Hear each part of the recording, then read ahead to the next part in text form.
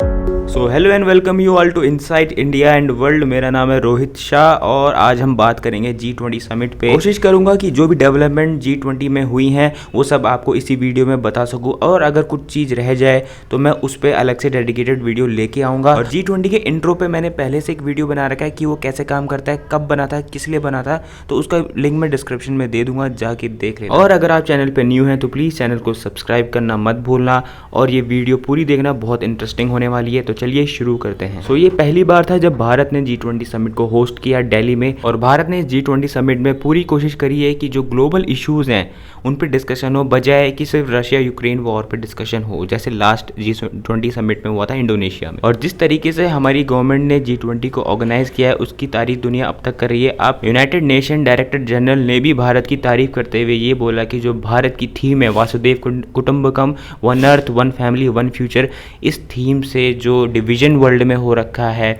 और जो भारत के प्रयास हैं ह्यूमन सेंट्रिक अप्रोच और G20 को एक पीपल सेंट्रिक अप्रोच बनाने की, उससे डेफिनेटली ये वर्ल्ड यूनाइटेड होगा और डेवलपमेंट के लिए एक साथ काम करेगा। और मैंने ना खुद G20 को बहुत क्लोजली फॉलो किया है। करीब जनवरी के आसपास इसकी मीटिंग शुरू हुई थी मिनिस्टर लेवल की, जिसमें लद्दाख से लेकर कन्याकुमारी तक स्टेट्स को कवर किया गया और 200 से ज़्यादा इसकी अब तक मीटिंग हो चुकी है और 60 सिटीज़ को कवर किया, मतलब आम आदमी को G20 से कनेक्ट किया गया है। और बात करें G20 के खर्चे की तो भारत ने अब तक $120 मिलियन G20 के ऑर्गेनाइजेशन में खर्च कर दिया। और ये लिस्ट है G20 लीडर्स की, कौन कौन आया कौन कौन नहीं आया। तो कौन कौन नहीं आया वो है, 3 लोग नहीं आए हैं, व्लादिमीर पुतिन रशिया के प्रेसिडेंट, शी जिनपिंग और मेक्सिको के प्रेसिडेंट। G20 से एक दिन पहले यानी 8 तारीख की शाम को जो बाइडेन दिल्ली पहुंचे, जहां पे उनका स्वागत farmer army general VK Singh और प्रेजेंटली मिनिस्टर ऑफ ट्रांसपोर्ट ने किया। आपको जानने का मन जरूर होगा कि जो बाइडेन आए हैं USA के प्रेसिडेंट, तो ठहर कहाँ रहे हैं, तो वो ITC मौर्य शेरटाउन चाणक्यपुरी न्यू दिल्ली में ठहर रहे हैं, और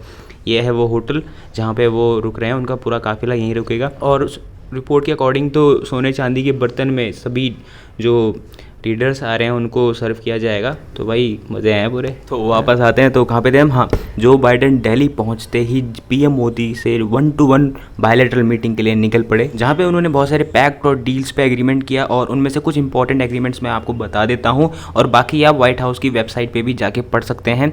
तो उनमें से पहला है टू शेप ग्लोबल गवर्नेंस, और दूसरा है to support permanent membership of India in UN security council, जिसकी इंडिया बहुत टाइम से वेट में है, और तीसरा है joint cooperation in space sector, NASA और इसरो का ज्वाइंट कॉपरेशन होगा। है to build a resilient global semiconductor supply chain, ताकि ताइवान और चाइना पे जो सेमीकंडक्टर की डिपेंडेंस है वर्ल्ड की वो हटे और इंडिया जैसी कंट्रीज एक मैन्युफैक्चरिंग हब बनकर सामने आए। और पांचवा है to work together in quantum technology, जो कि एक फ्यूचर टेक्नोलॉजी बताई जाती है। G20 समिट को एक चीज़ बहुत ही क्लोजली मॉनिटर कर रही थी, और वो है ये एंटी ड्रोन सिस्टम, जो कि DRDO द्वारा डेवलप किया गया है, और किसी भी मिस के लिए इसको लगाया गया था, वहां पे इंस्टॉल किया गया था। अब चलते हैं अपनी वीडियो के अगले सेगमेंट में। भारत मंडपम, जो कि प्रगति मैदान दिल्ली में है, वहां पे PM मोदी पहले से लीडर्स का स्वागत करने के लिए खड़े थे। PM मोदी के पीछे जो चीज़ है उसको क्या बोलते हैं ये आप मुझे कमेंट में बताएंगे, और इंडिया का क्या रिलेशन है इससे, हिस्टोरिकल एस्पेक्ट क्या है, आप लोग जरूर बताना। मैं एक चीज़ और बताना चाहूँगा आप लोगों को, आप मेरे चैनल के अंदर जाना, शॉर्ट्स पे जाना, वहाँ पे ना लेटेस्ट जो 5-7 वीडियो होंगी ना वो मैंने G20 पे बनाई है। तो बहुत सारी चीज़ें हैं जो इस पर नहीं डाल सकता, और उस पर मैंने बता दी ऑलरेडी, तो आप लोग उसे जाके देखना, बहुत ही इंटरेस्टिंग है। PM मोदी ने समिट की शुरुआत एक रिस्पॉन्सिबल लीडर की तरह करी। उन्होंने पहले मोरक्को में जो आया जो अर्थक्वेक था उस पर दुख जताया, और उसके बाद अफ्रीकन यूनियन को इन्विटेशन दिया टू ज्वाइन G20 ग्रुप। और ये जो स्टेप है ना इंडिया का, पहले आप ये वीडियो देखिए, उसके बाद बात करते हैं। अफ्रीकन यूनियन के अध्यक्ष को G20 के स्थायी सदस्य के रूप में अपना स्थान ग्रहण करने के लिए आमंत्रित करता हूं। और ये हमारे फॉरेन मिनिस्टर H जयशंकर जा रहे हैं अफ्रीकन यूनियन के जो प्रेसिडेंट हैं उनको लेने के लिए।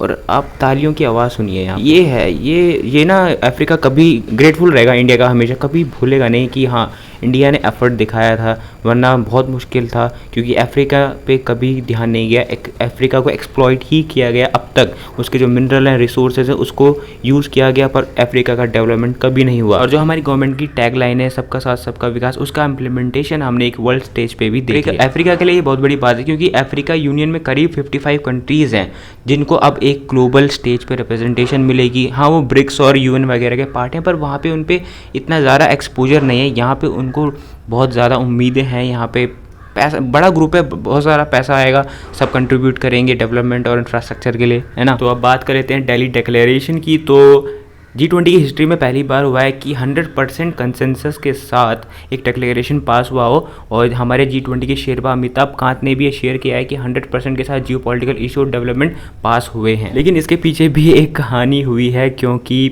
लास्ट ईयर जो G20 हुआ था इंडोनेशिया में, वहाँ पे भी रशिया ने रुकावट डाली थी डिक्लेरेशन में, क्योंकि वो 2-3 पॉइंट से एग्री नहीं कर रहे थे, और यहाँ पे भी ये होने वाला था और हो ही गया था ऑलमोस्ट, लेकिन डिप्लोमेटिक लेवल पे इस चीज़ को सॉल्व कर दिया गया और इंडिया सक्सेसफुल रहा to build a wide range of consensus on issues like multilateralism, technology, health, environment, economy, education, women empowerment, etc. ये G20 डिक्लेरेशन की PDF है, आप इसे G20 की साइट पे जाके पढ़ भी सकते हो। तो G20 डिक्लेरेशन की पीछे की कहानी बताता हूँ। तो रशिया ने इंडिया को पहले ही बता दिया था कि अगर हमारा डिक्लेरेशन में पॉइंट हमारे अगेंस्ट हुए या यूक्रेन इशू में हमें घेरने की कोशिश किया तो हम डिक्लेरेशन ब्लॉक कर देंगे, और इंडिया को उसका डर था, और यही हुआ भी G20 में दिल्ली में 9 तारीख। वेस्टर्न कंट्रीज यूक्रेन इशू पे रशिया को घेरना चाहती थी, और चाइना और रशिया इस चीज़ को अवॉइड करना चाहते थे, और एक डेडलॉक क्रिएट हो गया था थोड़े टाइम के लिए G20 मीटिंग में। और उस टाइम हमारे डिप्लोमेट्स ने अपने एक्सपर्टाइज का यूज़ करके किसी तरीके से इस डेडलॉक को ब्रेक किया और एक कॉम्प्रोमाइज़ करवाया रशिया, चाइना और वेस्टर्न कंट्रीज़ के बीच,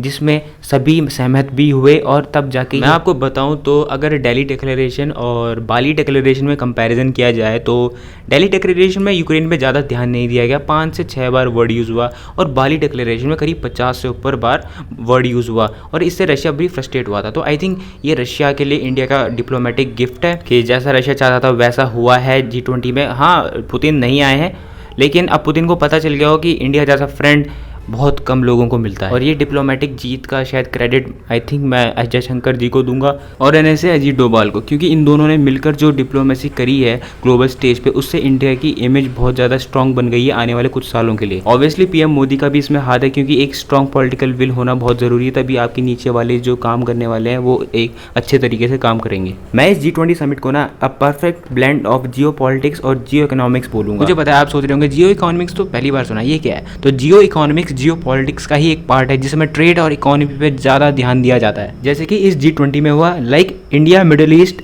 यूरोप इकोनॉमिक कॉरिडोर और global biofuel alliance. India Middle East Europe economic corridor China के BRI belt and road initiative को काउंटर करने के लिए बनाया गया है, और इंडिया के लिए भी बहुत बड़ा स्ट्रेटेजिकली इंपॉर्टेंट एक प्रोजेक्ट है to counter China's aggressive economic policy. जो ग्लोबल बायोफ्यूल अलायंस है उसमें हम ग्लोबल वार्मिंग को कम करने पे ध्यान देंगे, जिसमें एथेनॉल का use, natural gas, clean energy, green energy पे ध्यान दिया जाएगा। अगर आप मेरी वीडियो फॉलो करते होंगे तो मैं एक चीज़ ज़रूर बोलता हूँ कि इंडिया अभी एक स्वीट स्पॉट वाली पोजीशन पे एंजॉय कर रहा है, जिसमें वो किसी भी कंट्री से अपनी बात मनवा सकता है। क्योंकि नहीं, ये मत सोचना कि इंडिया इकोनॉमी अभी बहुत नंबर 1 चल रहा है, ग्रोथ अच्छी है, मार्केट नहीं, क्योंकि इंडिया की जो पोजीशन है ना अभी जियोपॉलिटिकली बहुत इंपॉर्टेंट हो चुकी है, क्योंकि इंडो पैसिफिक रीजन में चाइना को काउंटर करना है, क्योंकि एग्रेसिवली वो उसका पॉलिसी चला रहा है, और साउथ एशियन कंट्रीज़ भी भारत की तरफ एक आशा भरी निगाहों से देखती हैं, और अमेरिका तो भाई अगर कोई उससे आगे बढ़ रहा हो तो उसके लिए तो खड़ा रहेगा, इसलिए वो इंडिया के साथ है अभी